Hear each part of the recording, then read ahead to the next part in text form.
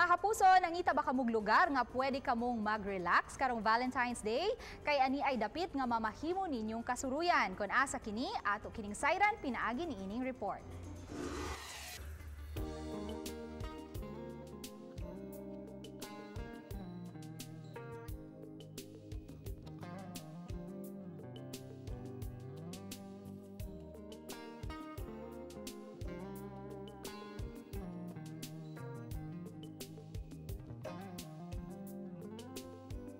Ang maanindot nga view sa kinaiyahan, inubanan sa bugnaw nga huyop sa hangin, sigurado gyud nga makaparelax sa lawas o hunahuna.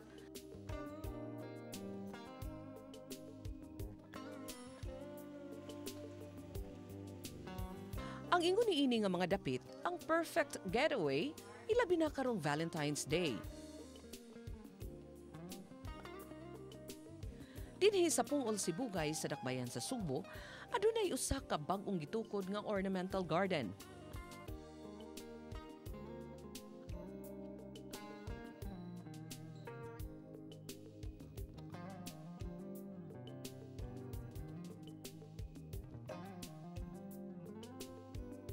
Sa entrance fee nga 60 pesos, mamahimo na nga imong ma-enjoy kining romantic view.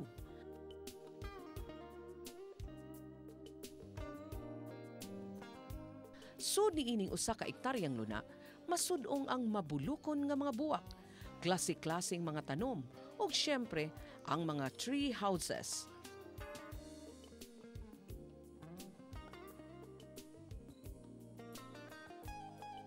Mamahimo sab ka mga mag-overnight sa ilang mga rooms nga tag 2,000 pesos, good for 2 persons. Libre ra ang makapundo sa mga cottages o tree houses sud sa usa hangtod sa 3 ka oras.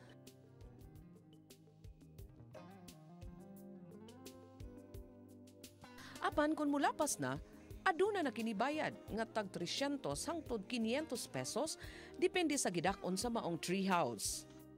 Ganahan siya yung mga garden ba.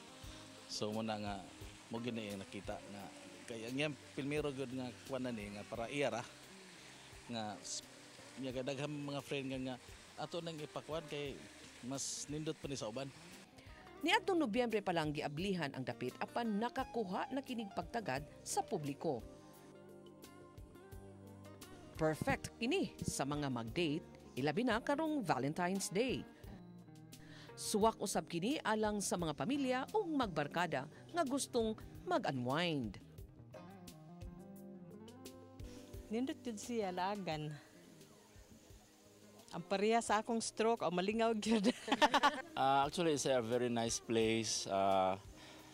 Nakadun ako sa ubang pa mga ornamental garden diri sa nga area.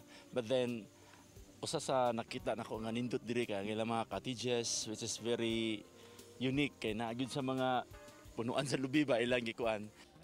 Happy Valentine's Day, mga kapuso! Uban ni Demi Hernani ug Jovel Obiso, Chelo Valiena, Balitang Bisdak.